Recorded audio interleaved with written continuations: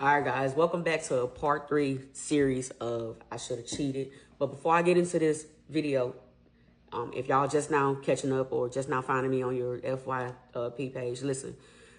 This series is about separation of me and my soon-to-be ex-wife and how it became about. Now, if you're following me or her on Facebook, I don't know what she got going on, but if you're following me on Facebook, then you can see kind of the ending of how everything went in jail and getting locked out the house and U-Hauls and fighting. Boy, it's crazy. Like, if you see all that, then, you know what I'm saying, you're probably curious on how it all came about. Now, I had a few people request for me to do this story time, but I was this been going on last couple of weeks, but I you know what I'm saying, I haven't been myself.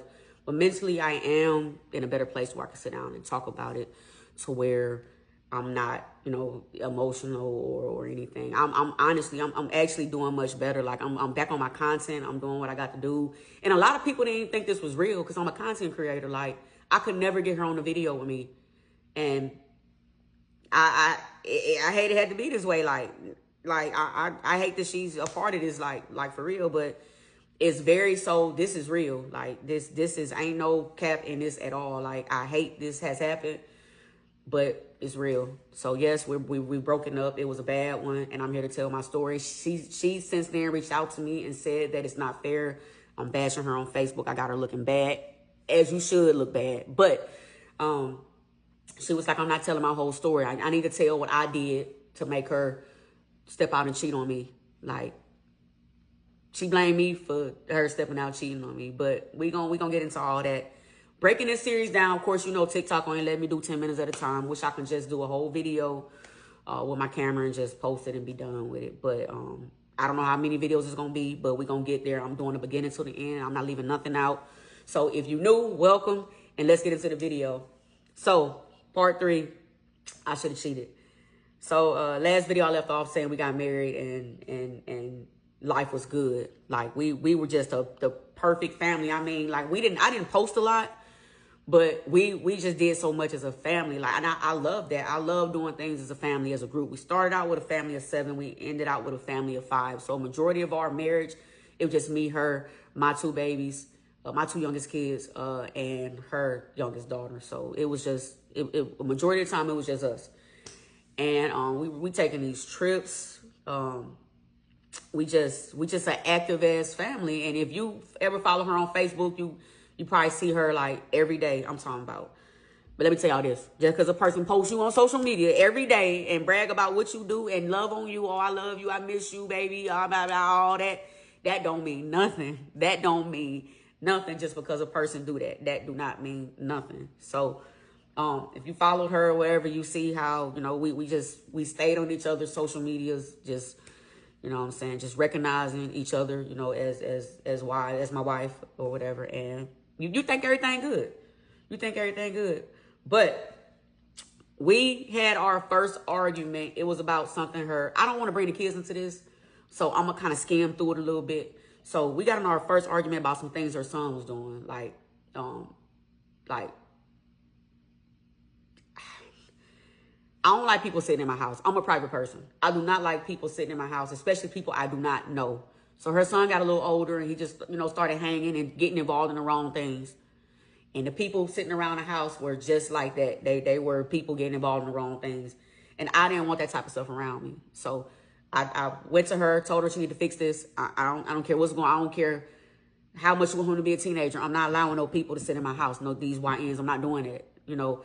And come to find out, they all really was wanted, had shit going on. They were actually who I thought they was. They was out there in criminal activities and shit, and they sitting in my house.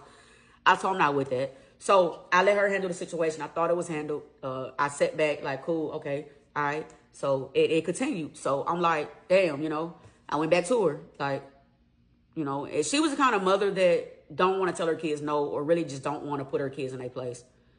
Like, she'll go above and beyond. That's fine, but I used to always tell her, like, you're married now. Like, we have to come together on stuff because what you agree to may not be what I agree to.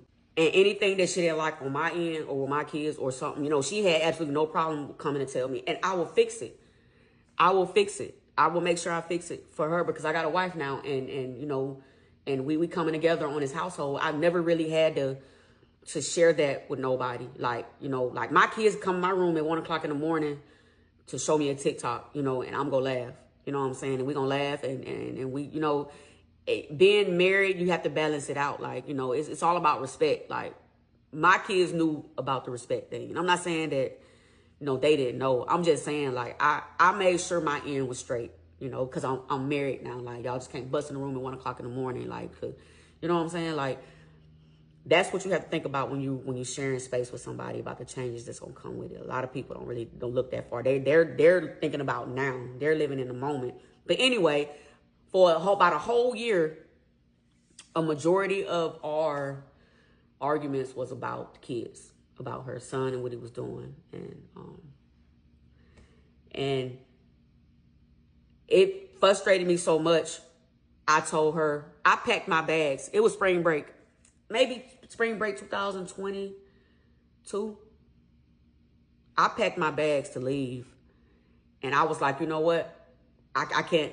It's just too much going on. Like, I feel like I have no say-so in my house. I have no say-so. I feel like you and your son run his house. I have no say-so. So I'm not going to put him out. I'm not going to say he got to go. I'm going to leave. I'm going to leave. I'm not going to put you in a predicament like that. I'm just going to leave and let y'all live happily ever after and do all the criminal activities, shit y'all want to do in a house or whatever. I just don't want no part of it. So my kids was gone like with my mother for the spring break. So I left. I packed my bags. I was about to go to a hotel for a week until I figured it out. Like, you know, and she called me at work and she was like, I took care of the situation. And she was like, well, he's going to stay, you know, with his girlfriend or whatever. So you don't have to worry about that. And you were right about the things that was going on. And I just be wanting the best for him. And I just want him. I understand all that, you know. So I did not tell her to put her son out. I did not tell her to do that. I did not do that. Like, even till like today, like a couple months ago, like I would never, ever put her out prior to what happened. Like, I would leave her here and still take care of shit. Well, you know what I'm saying? They got to be dead. And she know that. But fast forward, because I don't want to really bring the kids up into this. You know, in the midst of all that with her child, we argue a lot. A lot of stuff came up. A lot of stuff was said. And I may have said some things that I truly didn't mean. Like, I would tell her that she wasn't a good wife. I would tell her like things like, you know, I can find somebody better than you. Like, you know, I would tell her, I would always accuse her of cheating on me because of how pretty she was. And I knew that people were like in her ear, you know what I'm saying? And she would always assure me that she wasn't like cheating, like, and a lot of stuff was said. So it's been plenty of times that I've made her cry, damn near down on her knees, begging for me to just stop verbally abusing her. And I didn't look at what I was saying to her as verbal abuse because, hell, I've never been in nothing like that before. I didn't even know the real meaning of verbal abuse. I thought I was just speaking my mind. Like, I always felt like if you don't speak your mind, then they will never know. But I should have found a better way to deliver the message instead of saying what I was saying. Hell, it's been times that she would make me go months without sex. Do you know how frustrating that shit is? Do you know the type of things that will come out of a person's mouth out of just that alone? So all that was at the same time. So that arguing we were doing, I'm sorry about that. My memory, like, I've been going in with these videos lately and I just had to delete some stuff. But listen, so all that arguing we were doing was getting worse. It had me saying stuff that I didn't mean. I'm frustrated. You know what I'm saying? My wife is putting me on hold for 3 months. And for months at a time, I'm not going to say 3 months. Like, it always happened like that. And I never switched up on my wife. At that time, I've never thought about stepping out on my wife. I would just be mad and just wait. I'd just be mad and wait. And when it happened, I appreciate it. Like, shit, you know, like, I miss it. Like, you know, like, damn, you know what I'm saying? And she would say she would do me like that because of how I would talk to her, like verbal abuse. So her reason for her cheating is I verbally abused her so much.